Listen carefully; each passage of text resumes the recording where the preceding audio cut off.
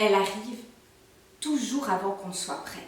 Alors que le froid est encore là, que la terre hésite, elle s'ouvre. La primevère officinale, c'est celle qui annonce, celle qui précède.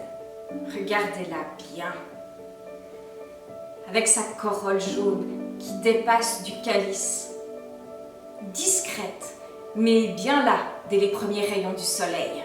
La primevère officinale, primula veris, primula en latin, c'est la première. On la reconnaît facilement, avec ses fleurs jaunes en petites clochettes, regroupées en ombelles en haut d'une tige sans feuilles.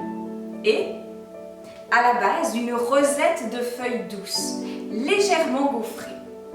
Elle pousse dans les prairies, les lisières, et surtout, elle est l'une des premières à fleurir. Au Moyen-Âge et à la Renaissance, on l'appelait la fleur clé, la clé de Saint-Pierre. La forme de son bouquet de fleurs jaunes, penchées toutes d'un même côté, évoquait un trousseau de clés. Et, selon la légende chrétienne, la plante aurait poussé à l'endroit exact où Saint-Pierre l'aurait laissé tomber.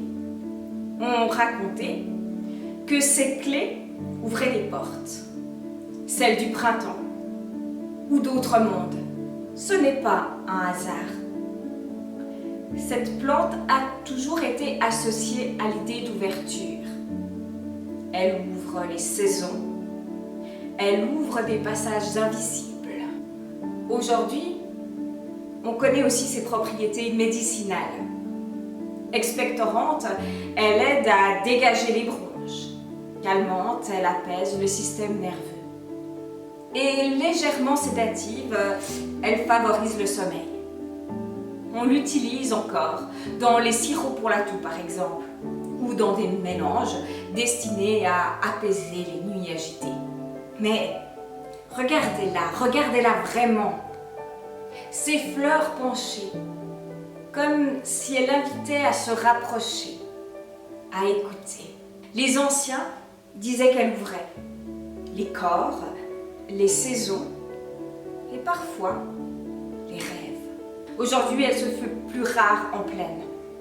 Avec l'intensification des pratiques, les prairies pauvres en nutriments se font de moins en moins nombreuses. Et avec elles, certaines présences, certains savoirs ancestraux s'éclipsent. La primevère ne force rien. Elle apparaît, elle ouvre. Certaines portes sont donc ouvertes et ne sont pas refermées. C'est donc à vous qu'il appartient de les franchir.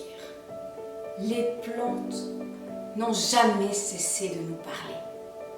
Alors, écoutons-les.